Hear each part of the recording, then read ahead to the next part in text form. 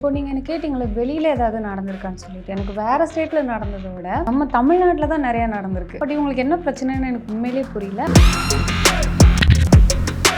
2-3 சீரியல்ஸ்ல வந்து junior artist அந்த மாதிரி போயிட்டு இருந்தேன். டைம் பாஸ்க்காக நான் போயிட்டு இருந்தேன். ஏஜென்ட் மாதிரி இருப்பாங்க ஜூனியர் ஆர்டிஸ்ட் எல்லாம் ஹையர் பண்றதுக்காக. கிரைட்டீரியாலாம் வச்சிருக்காங்க. Rich, normal, model, based on the look payment எல்லாம் சேஞ்ச் ஆகும். என்னோட போட்டோஸ் வந்து அவங்க கேட்டிருந்தாங்க வாட்ஸ்அப்ல. போட்டோஸ்ல நம்ம நார்மலா இருக்கிறத விட ஒரு 2-3 ஷேட் வந்து அதிகமாக தான் இருக்கும். இப்போ அதை பார்த்துட்டு அவங்க ஓகே சரி வா அப்படின்னு சொல்லிட்டாங்க. 800 ஏதோ சொல்லியிருந்தாங்க. போனதுக்கு அப்புறம் ரொம்ப ஒரு மாதிரி ஃபேஸ் ரியாக்ஷன் எல்லாம் பயங்கரமா இருந்தது. நீ என்ன இவ்வளோ கருப்பா இருக்க, எதுக்கு இவ்வளோ இப்படி இருக்கு, ஆனால் போட்டோல அப்படி தெரியவே இல்லை, எதுக்கு ஃபில்டர் போட்டெல்லாம் போட்டோ ஷேர் பண்றீங்க அப்படின்லாம் சொல்லிட்டு ஷூட் எல்லாம் முடிஞ்சது. பணம் தரதுக்கு அவங்களுக்கு பிடிக்கவே இல்லை. நான் 800 சொன்னேன். 800 தர முடியாது, நார்மல்ல தான் போடுவேன், ரிச்ல போட மாட்டேன், ஏன்னா உன்னோட ஸ்கின் டோன் எல்லாம் அப்படி இருக்கு. அந்த ஆன்டிஸ் கூட எல்லாம் என்ன நிப்பாட்டி வச்சுட்டு உனக்கு 400 தான் தருவேன் அப்படின்னு சொன்னாங்க. பட் அவங்களும் ப்ரௌன் ஸ்கின் டோன் தான். என் அம்மா இப்போ வரைக்கும் என்கிட்ட அடிக்கடி கேட்பாங்க மாடலிங்னா என்ன. நேஷனல் லெவல்ஸில் வந்து டூரிசம் அம்பாசிடராக க்ரௌன் வின் பண்ணியாச்சு. இப்போ நான் வின் பண்ணிவிட்டு என் அம்மா கிட்ட சொல்லும் போது கூட அதுக்கு என்ன இப்போ ஊரில் வந்து யாரோ கேட்டாங்களா பாப்பா வந்து மாடலிங் பண்ணிட்டு இருக்காங்களோ. அப்போ என் அப்பா கிட்ட இருந்து எனக்கு கால் வந்தது, நான் வந்து சூசைட் பண்ண போகிறேன். ஏன் இவ்வளோ புரிஞ்சிக்கவே மாட்றாங்க, ஏன் இவ்வளோ மென்டல் டார்ச்சர் கொடுக்குறாங்க. இந்த இந்தியாவை ரெப்ரசென்ட் பண்ணுறதுக்கு செலக்ட் ஆனதுக்கு அப்புறமா அந்த 4 பேர் என்னப்பா சொல்கிறாங்கன்னா, எல்லாரும் ரொம்ப பெருமையாக பேசுகிறாங்க, எனக்கு ரொம்ப சந்தோஷமாக இருக்குது அப்படின்றாங்க. ஜூனியர் ஆர்டிஸ்ட் உங்களை இன்சல்ட் பண்ணவருக்கு ஒரு பதிலடி நீங்கள் ஐ திங்க் கொடுக்கலாம். ஆன்ட்டி மேபி உங்களை யாரும் அந்த மாதிரி ஹர்ட் பண்ணியிருப்பாங்கன்னு நினைக்கிறேன். நீங்கள் கருப்பாக இருப்பீங்கன்னு உங்களை கஷ்டப்படுத்துகிற மாதிரி. டோன்ட் வரி, நம்மளும் அழகு தான். உங்களுக்குள்ளே அந்த ஒரு காயம் இருந்ததுன்னா அதை ஹீல் பண்ணிக்கோங்க, வேறு யாருக்கும் அந்த காயத்தை கொடுக்காதீங்க. மெரிபா பன்னீர் சோடா, ஐ ட்ரஸ்ட் மெரிபா. ரெட் நூல் லாங்கே வியூவர்ஸ் எல்லாருக்கும் வணக்கம். இன்றைக்கி வந்து என் கூட ஒரு ஸ்பெஷல் கெஸ்ட் இருக்காங்க. பிகாஸ் இந்தியாவோட ஒரு ப்ரைட் அப்படின்னு சொல்லலாம். இந்தியாவை ரெப்ரசென்ட் பண்ணி அந்த க்ரௌனோட இன்றைக்கி வந்திருக்காங்க நம்மளோட இன்டர்வியூக்கு. ஹலோ, ஹை ஜோதி மலர், எப்படி? வணக்கம், நல்லா இருக்கேன். நீங்கள் எப்படி இருக்கீங்க? ரொம்ப நல்லா இருக்கேன். முதல்ல மனமார்ந்த வாழ்த்துக்கள். பிகாஸ் இது உங்களுடைய ஒரு விக்ட்ரின்றதை தாண்டி இது ஒரு கண்ட்ரியோட விக்ட்ரி, கண்ட்ரியோட ப்ரைட் அப்படின்னும் போது எங்களுக்கு எவ்வளோ சந்தோஷமாக இருக்கும். அந்த மூமெண்ட், அந்த க்ரௌன் வைக்கும் போது உங்களுக்கு இன்னுமே பெருமையாக இருந்திருக்கும். ஃபர்ஸ்ட் இந்த மொமெண்ட்ஸ் எப்படி இருந்துச்சு? தேங்க்யூ ஸோ மச் உங்களோட விஷஸ்க்கெல்லாம். ரொம்ப ஹாப்பியாக இருந்தது. ஃபர்ஸ்ட் ஆஃப் ஆல் லைக் ஸ்டேஜுக்கு முன்னாடி போகிறது வரைக்குமே ஒரு மாதிரி பயங்கர நர்வஸாக இருக்கும். ஏன்னா நம்ம கூட போட்டியாக வந்திருக்கிறவங்கெல்லாம் ரொம்ப பயங்கரமாக இருக்காங்க. நான் ப்ரே பண்ணிகிட்டே இருந்தேன், இல்லைனா க்ரௌனோட தான் ஊருக்கு போவேன், இல்லைனா க்ரௌன் இல்லாமல் நான் ஃப்ளைட் எடுக்கவே மாட்டேன், அந்த மாதிரி ப்ரே பண்ணிகிட்டே இருந்தேன். பட் என்னோடய இன்டர்வியூ இல்லை ஸ்டேஜில் நம்ம பெர்ஃபார்ம் பண்ணது நமக்கே தெரியும்ல. ஸோ அதில் வந்து எனக்கு ரொம்ப சாட்டிஸ்ஃபைடாக இருந்தது. இல்லை நம்ம சூப்பராக பண்ணியிருக்கோம், கண்டிப்பாக வந்துடுவோம் அப்படின்னு சொல்லிட்டு. அண்ட் க்ரௌன் கிடைக்கும் போது ரொம்ப ஹாப்பி.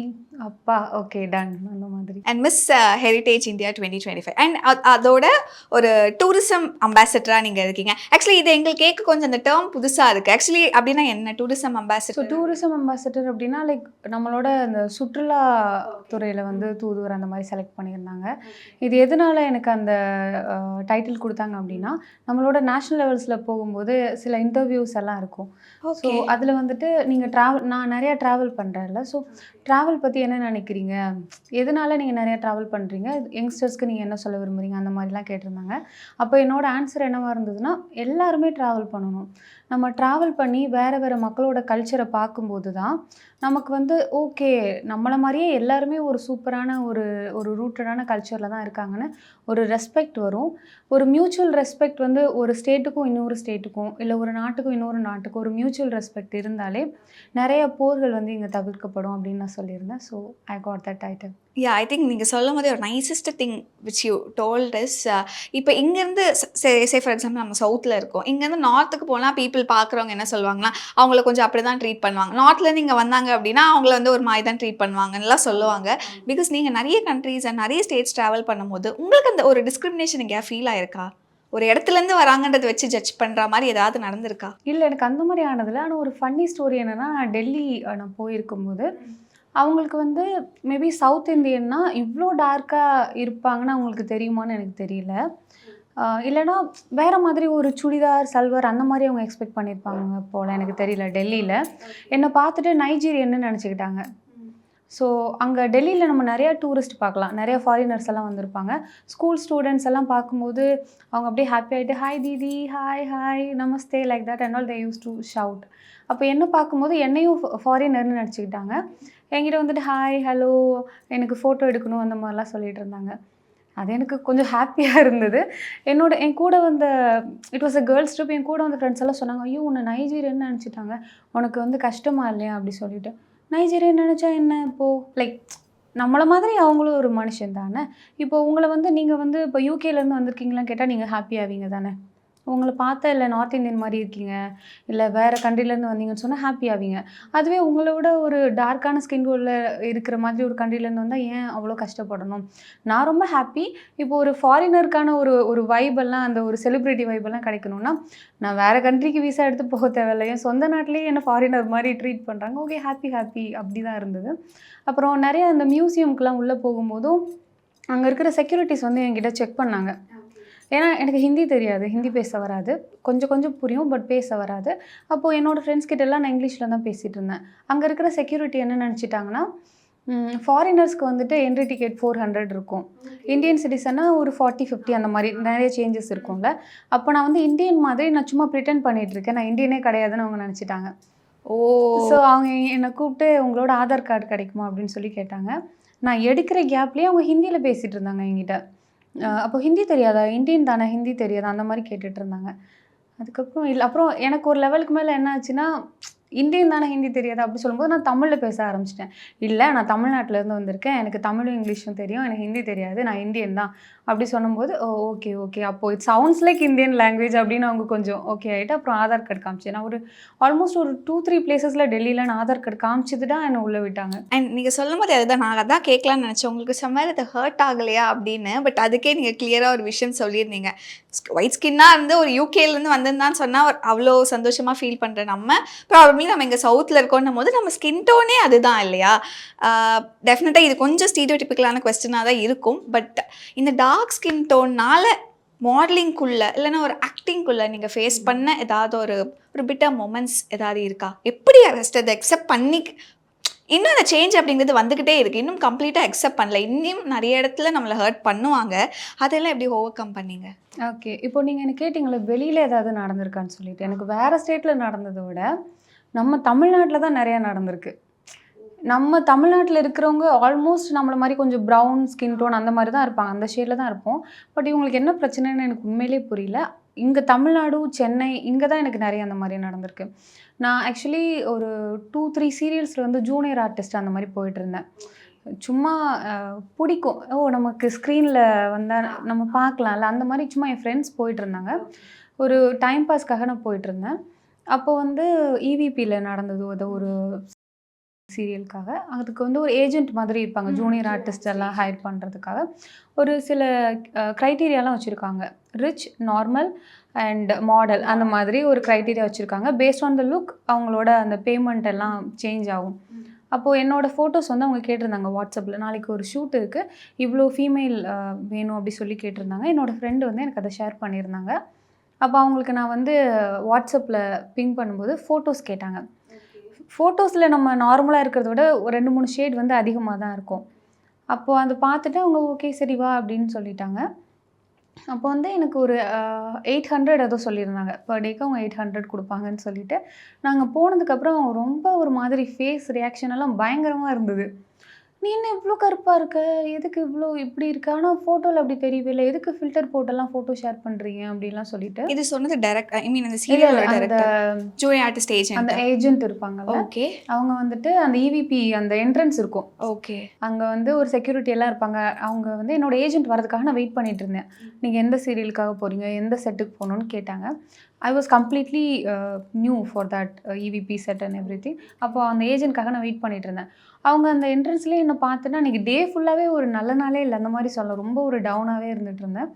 அதுக்கப்புறம் அந்த ஷூட் எல்லாம் முடிஞ்சுது, காசு பண்ணிட்டாங்க, உள்ள முடிஞ்சுது. ஓகே, அப்போ வந்து முடிஞ்சதுக்கப்புறமா அவங்க எனக்கு பணம் தரதுக்கு அவங்களுக்கு பிடிக்கவே இல்லை. நான் 800 சொன்னேன், 800 தர முடியாது, உங்களை வந்து நான் வந்து நார்மலில் தான் போடுவேன், ரிச்சில் போட மாட்டேன், ஏன்னா உன்னோட ஸ்கின் டோன் எல்லாம் அப்படி இருக்குது அப்படி சொல்லிட்டு ஆன்டிஸ் எல்லாம் இருப்பாங்கல்ல, ஸோ அவங்களுக்கு வந்து எப்பயுமே நார்மலில் ஒரு 400 500 அந்த மாதிரி தான் கொடுப்பாங்க. ஸோ அந்த ஆன்டிஸ் கூடலாம் என்னை நிப்பாட்டி வச்சுட்டு உனக்கு 400 தான் தருவேன் அப்படின்னு சொன்னாங்க. ஐ வாஸ் லைக், நான் மணிக்காகவே வரலை, நான் சும்மா எனக்கு பிடிக்கும் அதனால தான் வந்தேன். இவ்வளோ மோசமாக ட்ரீட் பண்ணியிருக்க தேவையில்லை. என்கிட்ட எக்ஸ்ட்ரா எனக்கு 500 ரூபாய் கூடுன்னு கேட்டிருந்தா கூட நானே கொடுத்துட்டு வந்திருப்பேன் ஹாப்பியாக இருங்கன்னு சொல்லிட்டு. பணம் கம்மி பண்ணுறதுக்காக அவ்வளோ பேசினாங்களா, இல்லை ஜென்ரலாகவே அவங்களுக்கு கருப்பாக இருக்கிறது அவங்கள அவ்வளோ டிஸ்டர்ப் பண்ணதான் எனக்கு தெரியல. பட் அவங்களும் ப்ரௌன் ஸ்கின் டோன் தான். ஆக்சுவலி இங்கே ஜெண்டருமே ஒரு மிகப்பெரிய ரோல் இல்லையா? நீங்கள் ஒரு மேலாக இருக்கீங்கன்னா நீங்கள் எந்த ஸ்கின் டோனில் இருந்தாலும் இந்த இண்டஸ்ட்ரி உங்களை அக்செப்ட் பண்ணும். நீங்கள் ஃபீமேலாக இருந்தீங்கன்னா இந்த ஒரு க்ரைட்டீரியாஸ் இருக்குது, இதுக்குள்ளே நீங்கள் ஃபிட் ஆனால் தான். அண்ட் இன்னொன்றுமே நீங்கள் சொல்லியிருந்தீங்க, அந்த ரிச் நார்மல்ன்ற கேட்டகரி இருக்கு இல்லையா, இது எல்லாமே பேஸ்ட் ஆன் ஸ்கின் டோன் தானா? ஸ்கின் டோன் எல்லாம் ஓகே. ஐ திங்க் இது ரைட் டைம் நினைக்கிறேன். நீங்கள் டு த ஜூனியர் ஆர்டிஸ்ட் உங்களை இன்சல்ட் பண்ணவருக்கு ஒரு பதிலடி நீங்கள் ஐ திங்க் கொடுக்கலாம் கேமரா பார்த்து. ஆன்ட்டி, நீங்கள் வந்து என்கிட்ட அவ்வளோ ரூடாக பேசுனீங்க. மேபி நீங்கள் உள்ளேருந்து உங்களை நான் ஒரு தப்பான பர்சன் நான் சொல்ல மாட்டேன். மேபி உங்களை யாரோ அந்த மாதிரி ஹர்ட் பண்ணியிருப்பாங்கன்னு நினைக்கிறேன். நீங்கள் கருப்பாக இருப்பீங்கன்னு உங்களை கஷ்டப்படுத்துகிற மாதிரி. டோன்ட் வரி, நம்மளும் அழகு தான். உங்களுக்குள்ளே அந்த ஒரு காயம் இருந்ததுன்னா அதை ஹீல் பண்ணிக்கோங்க. வேறு யாருக்கும் அந்த காயத்தை கொடுக்காதீங்க. தேங்க்யூ. எதுவுமே ஸ்வீட்டாக சொல்லி முடிச்சிட்டிங்க. பட் ஐ திங்க் இந்த ஒரு இன்சிடெண்ட் இன்றைக்கி பார்க்குற உங்களை மாதிரி அஸ்பைரிங்காக ஒரு ஆக்டிங் இன்ட்டு நான் போகணும், இல்லை நான் ஒரு மாடலிங்குள்ளே போகணும், பட் என்னோடய ஸ்கின் டோன் எனக்கு பிரச்சனையாக இருக்குதுன்னு நம்ம நினைக்கிறோமோ இல்லையோ, பக்கத்தில் இருக்கவங்க சொன்னால் கூட ஐ திங்க் நீங்கள் அதுக்கு ஒரு மிகப்பெரிய எக்ஸாம்பிள். அண்ட் கொஞ்சம் அப்படியே உங்களோட ஜேர்னி பார்க்கணும்னு நினைக்கிறேன். ராமநாதபுரத்துலேருந்து வந்து இங்கே இவ்வளோ பெரிய ஒரு க்ரௌன் அப்படிங்கிறத ஜெயிச்சிருக்கீங்க. ஸோ வீட்டில் ஃபஸ்ட்டு என்ன சொன்னாங்க இந்த மாதிரி நான் மாடலிங்குள்ளே போகணும் அப்படின்னும் போது? என் அம்மா இப்போ வரைக்கும் என்கிட்ட அடிக்கடி கேட்பாங்க, மாடலிங்னா என்ன, மாடலிங்னா என்ன.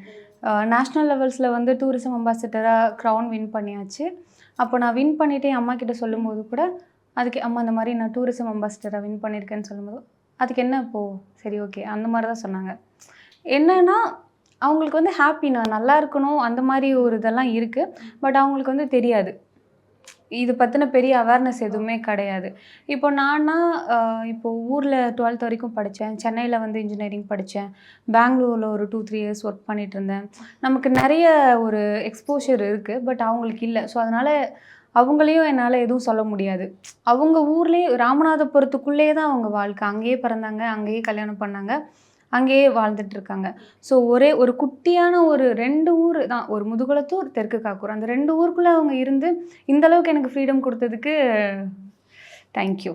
நன்றி மம்மி, நன்றி. அஃப்கோர்ஸ் சொல்லும் போதே நான் ராமநாதபுரம் அதுக்குள்ளே ஒரு கொஞ்சம் ஒரு டீப் வில்லேஜ் தான் இல்லையா, அதுக்குள்ளேருந்து வரும்போது நம்ம அம்மாங்க அக்செப்ட் பண்ணிக்கிட்டா கூட இந்த வீட்டை சுற்றி 4 பேர் 4 விதமாக பேசுகிற மாதிரி ஒரு 4 பேர் இருப்பாங்க. அந்த மாதிரி ஒரு 4 பேர் இருந்தாங்களா, அவங்க எதாவது சொன்னாங்களா, அதையெல்லாம் வந்து அம்மா எதாவது ஷேர் பண்ணியிருந்திருப்பாங்க? ஷேர் பண்ணியிருக்கேன். நான் வந்து அவ்வளோ நான் யார்கிட்டையும் பேச மாட்டேன். ஓகே. நான் குட்டியாக இருந்து வளரும்போது நம்ம வீடு வந்து ரொம்ப தனியாக இருந்தது, பக்கத்தில் வீடு எதுவுமே இல்லை. ஸோ நான் தனியாக அம்மா அப்பா அண்ணா அந்த மாதிரி தான் இருந்தேன். சொந்த ஊர் வந்து சொந்தக்காரங்களும் கொஞ்சம் தள்ளி இருக்காங்க. ஸோ அவ்வளவா சொந்தக்காரங்க கூட எனக்கு அட்டாச் ஆகாது. அவங்க ஃபஸ்ட் டைம் வந்துட்டு செகண்ட் டைம் வந்தால் நான் மறந்துடுவேன். அவங்க எனக்கு சித்தியா இல்லை அத்தையா அப்படி சொல்லி நான் மறந்துடுவேன். அந்த மாதிரி ஒரு பிரச்சனை. பட் அம்மா வந்து அவங்க நிறையா ஃபேஸ் பண்ணியிருக்காங்க போல். என்கிட்ட உனக்கு தெரியாது, நீ இந்த ஊர்லேயே இல்லை, ஊர்லலாம் எவ்வளோ பேசுகிறாங்க தெரியுமா, அந்த மாதிரிலாம் சொல்லுவாங்க. எனக்கு வந்து பூனேயில் நேஷ்னல் லெவல் பேஜ் நடந்தது இல்லைங்களா, அப்போ வந்து ஒரு 10 days இருந்தது. அப்போ என் அப்பா கிட்டே இருந்து எனக்கு கால் வந்தது, நான் வந்து சூசைட் பண்ண போகிறேன். தெரியல, ஊரில் வந்து யாரோ கேட்டாங்களாம், பாப்பா வந்து மாடலிங் பண்ணிகிட்ருக்காங்களோ, இந்த ஃபோட்டோலாம் எடுத்து இன்ஸ்டாகிராமில் போடுவாங்களோ, அந்த மாதிரி ஏதோ கேட்டாங்களாம்மா. அது வந்து எனக்கு பிடிக்கல, எனக்கு எல்லோரும் வந்து இந்த மாதிரி கேட்குறது எனக்கு பிடிக்கல, நான் சூசைட் பண்ண போகிறேன் அப்படிலாம் சொன்னாங்க. தென் அது எனக்கு கொஞ்சம் ரொம்ப ஹர்ட்டிங்காக இருந்தது. ஏன்னா எதுவுமே பண்ணாமல் எதுக்கு சூசைட் பண்ணணும், எதுக்கு இவ்வளோ ட்ரிகர் பண்ணுவாங்களா ஊரில் அப்படின்னு சொல்லிட்டு, இப்போது இந்த இந்தியாவை ரெப்ரசன்ட் பண்ணுறதுக்கு செலக்ட் ஆனதுக்கு அப்புறமா நாங்கள் கேட்டோம், இப்போ அந்த 4 பேர் என்னப்பா சொல்கிறாங்கன்னா, எல்லோரும் ரொம்ப பெருமையாக பேசுகிறாங்க, எனக்கு ரொம்ப சந்தோஷமாக இருக்குது அப்படின்றாங்க. அந்த நாளை ப்ராபப்ளி அந்த ஃபியூ ஹார்ஸ் எப்படி கடந்தீங்க? பிகாஸ் பக்கத்துலேயும் இல்லை, பூனேயில் இருந்திருக்கீங்க, ஆல்மோஸ்ட் ஸ்டேஜ் ரேம்பில் பெங்களூரில் இருந்தீங்க. ஏன்னா பயமாக இருக்கும்ல, என்ன ஆகும் அடுத்து, ஃபோனில் பேசினாலுமே அந்த ஃபியூ ஹார்ஸ் எப்படி ப்ராசஸ் பண்ணீங்க? அதை நான் நம்பலை. ஃபர்ஸ்ட் ஆஃப் ஆல் அவங்க அந்த மாதிரி மீன் பண்ணலை, பட் அவங்களுக்கு அவ்வளோ பிடிக்கல, அதை வந்து அப்படி சொல்கிறாங்கன்னு நான் புரிஞ்சுக்கிட்டேன். அப்படி பண்ணுறவங்க கால் பண்ணி இன்ஃபார்மெண்ட்டாக பண்ணுவாங்க, லைக் அவங்களுக்கு அவ்வளோ பிடிக்கலன்றதை என்கிட்ட அவ்வளோ ஸ்ட்ராங்காக ரிஜிஸ்டர் பண்ணணும் சொல்கிறதுக்காக, அதனால அந்த வார்த்தை யூஸ் பண்ணிக்கிறாங்க நான் புரிஞ்சுக்கிட்டேன். அதுக்கப்புறம் நான் எதுவுமே பேசலை. சரிப்பா நான் கூப்பிடட்டும், அப்புறமா கூப்பிடட்டும்னு நான் சொல்லிட்டு வச்சுட்டேன். பட் நெக்ஸ்ட் ஒரு 2 டேஸ் நான் சாப்பிடவே இல்லை. அவங்க அப்படி பண்ண மாட்டாங்க, எதுவும் நடக்காதுன்னு எனக்கு தெரியும். ஏன் இவ்வளோ புரிஞ்சிக்கவே மாட்றாங்க, ஏன் இவ்வளோ மென்டல் டார்ச்சர் கொடுக்குறாங்க அப்படி இருந்தது. It's okay. இப்போ என்ன சொன்னார் அப்பா க்ரௌன் வின் பண்ண உடனே? Happy happy. அண்ட் ஊரில் எல்லாரும் சொல்லும்போது ரொம்ப பெருமையாக இருக்குது. நீங்கள் இந்த ஊரில் இருந்துட்டு நீங்கள் சப்போர்ட் பண்ணதுனால தான் பாப்பா இவ்வளோ பெருசாக வந்திருக்காங்க அப்படிலாம் சொல்லும்போது அப்பா சொல்கிறாங்களாமா, இல்லை நாங்கள் சப்போர்ட் பண்ணியிருக்கணும், ஆனால் நான் சப்போர்ட்டே பண்ணலை, பரவாயில்ல அப்படின்னு சொல்கிறாங்களாமா. Meriba Paneer Soda. I trust Meriba.